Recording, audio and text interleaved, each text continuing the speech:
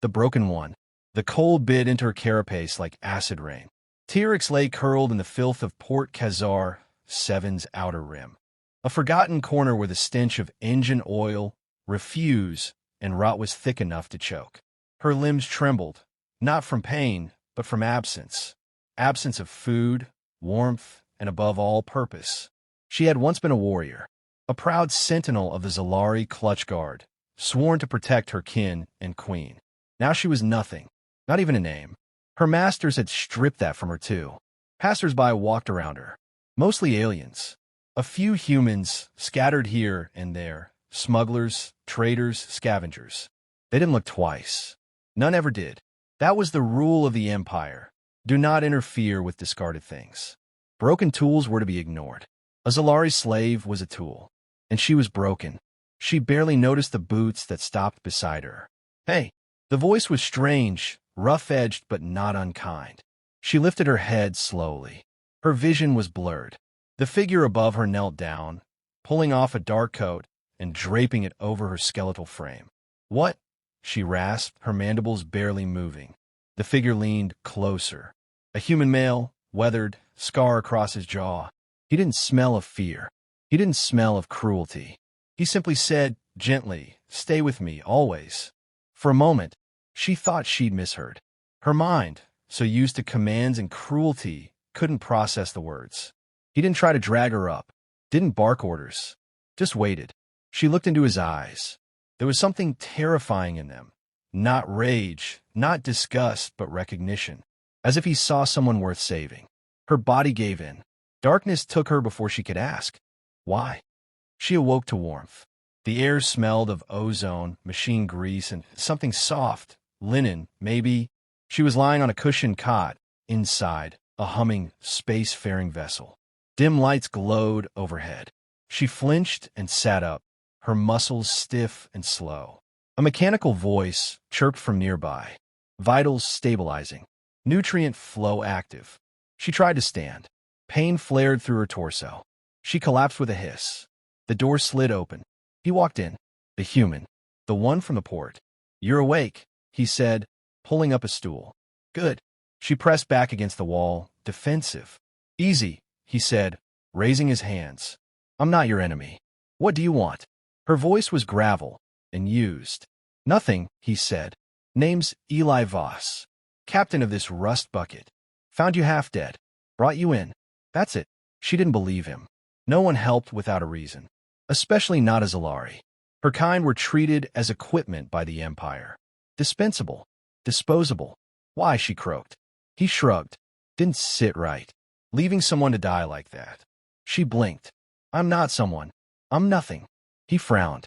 "Far as I can tell, you're still breathing. Still fighting to live. That's not nothing." Silence stretched between them. She wanted to argue, to explain how broken she was, but she couldn't find the words. He reached for a small container and set it beside her. Warm broth steamed inside. She added suspiciously. "No poison," he said, "but I can have a bot taste it first if that helps." She stared a moment longer, then, slowly, reached out with trembling hands. The broth was bland, thick, but it filled the gnawing void in her stomach. She stopped halfway, ashamed of how quickly she devoured it. "Thank you," she muttered. He nodded. "You got a name?" She hesitated. "Thirix. Or, that was what I was called." "Well, Thirix," he said, standing. "You're not a slave anymore. You're safe here. When you're strong enough, you can choose where to go next." She blinked. "Choose?" "Yeah," he said, and gave a small smile. "That's what people do." He walked out, the door sliding closed behind him. Thirix sat in silence, the coat still wrapped around her shoulders. She could still hear his voice echoing in her mind. "Stay with me, always." It didn't make sense. But for the first time in years, she didn't want to die. The healing ship. The hum of the ship was constant, low, steady like a heartbeat. Thirix had learned to measure time by it. She still didn't know how many cycles had passed since Eli brought her aboard. 2, 3, long enough for her to stand again, though unsteadily. The mirror in the med bay was unforgiving. She barely recognized the figure staring back. Her once glossy exoskeleton was dulled and cracked. Her secondary arms twitched from residual nerve damage, but her eyes, compound and dark, were clearer than they'd been in years. The door opened behind her. "Morning," said a voice. It wasn't Eli this time, but a human woman. Mid-30s, dark curls pulled into a loose bun, tool belt slung around her hip. She carried a tray. "Doc says you can start chewing again. So you get real food now. Congratulations." Thirix blinked. "You are not the captain." "Nope," the woman said. "I'm Jules. Ship's medic, part-time cook, full-time cynic. Don't worry, I don't bite. Usually." She placed a tray on the counter. A warm, fragrant dish, rice, vegetables, something vaguely protein-like. Thirix didn't reach for it. "Still don't trust us?"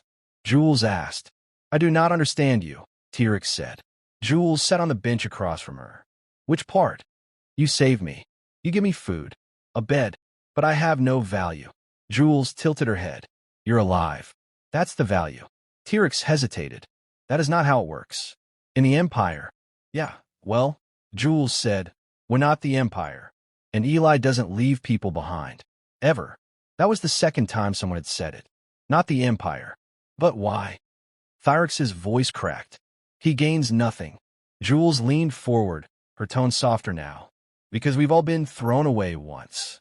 Eli especially. You don't survive the things he has without deciding to be different." Thirix didn't ask. She sensed it was not her place. Yet part of her wanted to know. Later that cycle, Eli found her in the cargo hold, watching the stars through a small porthole. The ship's engines purred as they coasted through empty drift space. "You're walking better," he said. "I am regaining strength," Thirix replied. "Your medicine works." He nodded. "Jules is good. She stitched me back together more times than I can count." Thirix turned. "She said you were once like me." Eli didn't answer at first. He crossed his arms, leaning against a crate. "I was a soldier," he said finally, "in the resistance.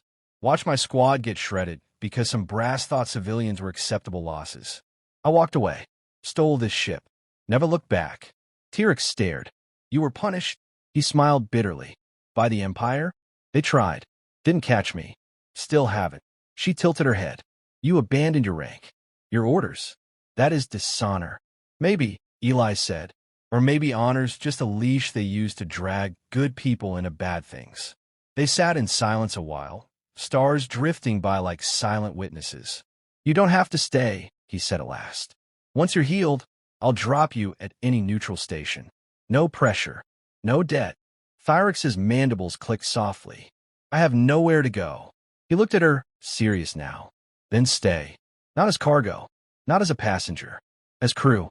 If you want." She was stunned. Crew? Her? She had been property. A weapon. An object.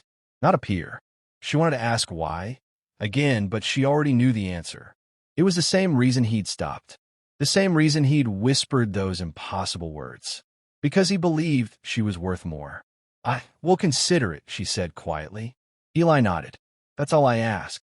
He turned and walked away, leaving her with the stars. That night, Thirix sat on her cot and stared at her reflection again. Still battered, still strange, but no longer just the discarded. She touched the coat Eli had given her. It no longer felt like borrowed warmth. It felt like a promise. The fight in the dust. The derelict ship floated in a slow tumble near the asteroid belt of Vorn Sector 5. On sensors, it read as an old Imperial courier class, half-ripped, exposed to vacuum, but still carrying encrypted data cores and black box components worth a fortune on the salvage market. Eli steered the Dauntless closer with practiced precision. Thirix stood behind him, leaning slightly on the frame of the cockpit door. She'd insisted on helping. "You sure you're ready for field work?" Eli asked, not turning around. "I would rather try and fail than watch and rust," she said evenly. He cracked a small grin. "Fair enough." Jules and Dom prepped the salvage gear, while the ship's AI scanned for radiation and traps.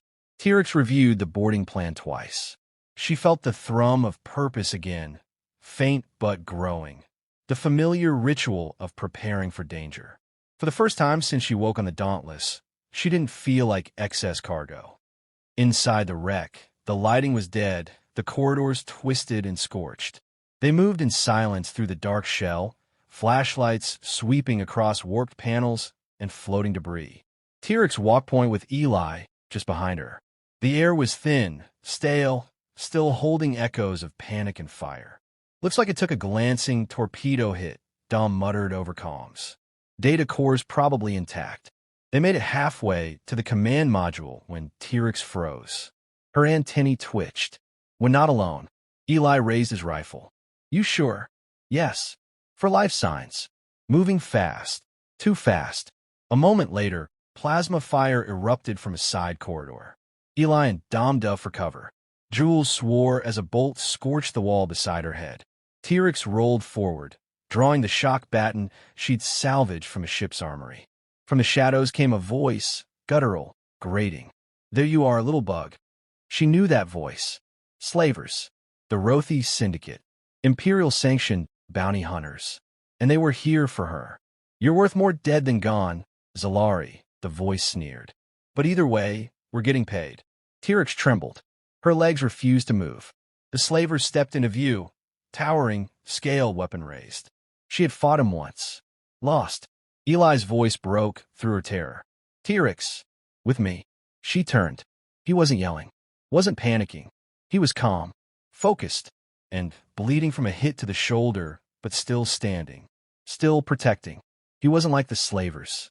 He wasn't like the Empire. He stood between her and the ones who had broken her.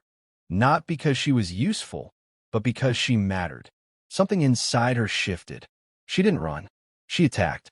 With a scream that tore from deep in her thorax, Thirix launched herself at the slaver. The baton cracked against the alien's arm, sending volts of electricity through bone and scale. He roared and swung wildly. She ducked, pivoted, drove her secondary claw into his exposed gut. Blood sprayed. Another slaver moved to flank Eli, but Thirix intercepted, tackling the brute into a bulkhead. They struggled in a whirl of limbs, but this time she didn't falter. She remembered who she had been. A warrior. A protector. Dom and Jules laid down suppressive fire. Eli dragged himself into position, firing one clean bolt into the final attacker's chest. The wreck fell quiet. The slavers were down. The crew was alive. Thirix knelt beside Eli, pressing a gauze patch to his shoulder. "You are injured. Better me than you," he winced. "Why?" He met her gaze, and despite the pain, he smiled. "Because you're part of my crew." Back aboard the Dauntless, as the medbay hissed with sterilization mist, Thirix sat beside Eli's cot. He was asleep, arm bandaged, breathing slow but steady. Jules approached from the hall. "We would have been dead without you." Thirix didn't answer at first. She looked at her hands, still shaking, still blood-stained, but no longer afraid. "I remembered who I was," she said. Jules smiled. "No, you chose who to be." Thirix looked down at Eli, and this time, she didn't see a rescuer. She saw a captain. She saw a friend. She saw a reason to stay, the choice to belong.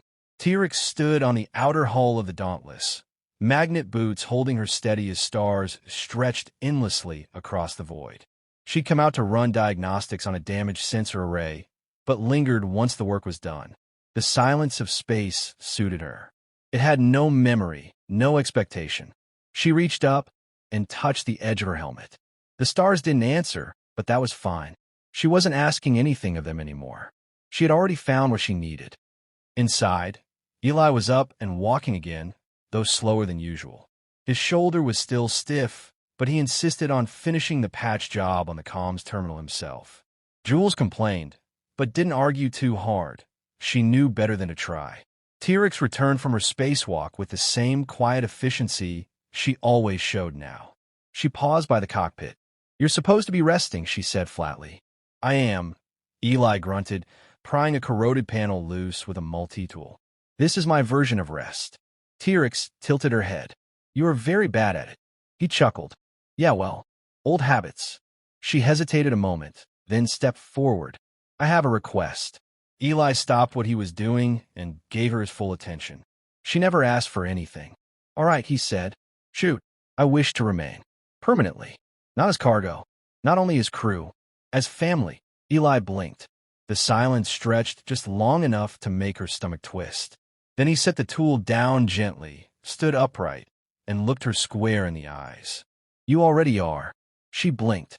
Her mandibles twitched slightly, as if unsure how to process the weight of that sentence. No oath? No blood bond. Don't need one, he said. You stayed when you could have run. You fought for us. You chose us. That's all the proof I need. She looked down, her voice low. My people would not accept this. Then your people are missing out. She looked up again. Eli smiled. You saved my life out there, Thirix. And more than that, you saved yourself. I just helped open the door. She nodded, quiet, then turned to leave, only to stop halfway. Eli, yeah, I wish to paint something. For the crew quarters. A Xelari symbol for chosen family. He nodded, genuinely touched. I'd like that. Over the next few days, the Dauntless took on repairs at a backwater station in neutral territory. Thirix walked the corridors now like she belonged because she did. Her presence no longer turned heads or drew questions. She helped Jules in medbay, shadowed Dom during engine checks, even cracked a joke once. The others were too surprised to respond. They were becoming something more than a crew, something harder to describe. One night, Thirix found herself alone in the common room, staring at the blank wall where she'd soon paint the Xelari glyph. She held a datapad in her hands, a message, a response to one she hadn't expected to send. A week ago, Eli had encouraged her to try, to reach out to the Xelari resistance splinter cells rumored to operate far from the Empire's core worlds. She had assumed they would ignore her, cast her out again, but they hadn't. The message was short, 5 words in old dialect.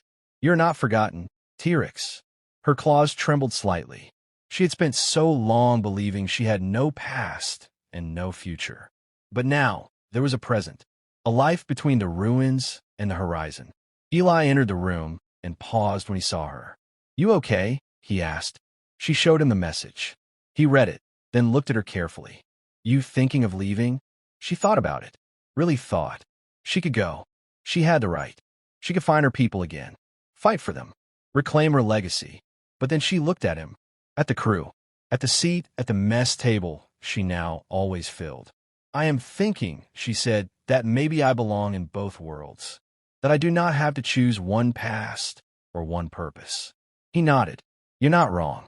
She looked again at the blank wall. Then tomorrow I paint. Not just for the Xelari. For all of us. He smiled. You're home, Thirix.